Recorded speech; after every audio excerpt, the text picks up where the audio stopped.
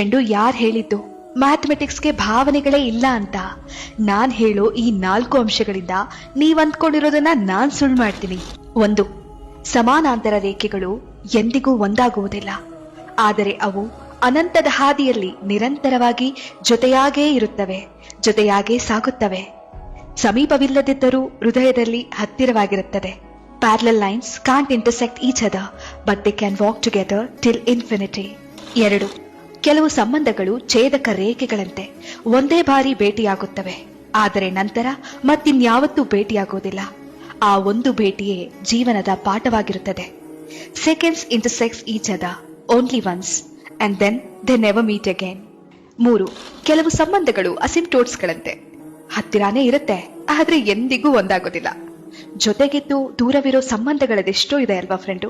ಅದೇ ತರ asymptotes keep getting together but they never touch each other. 4.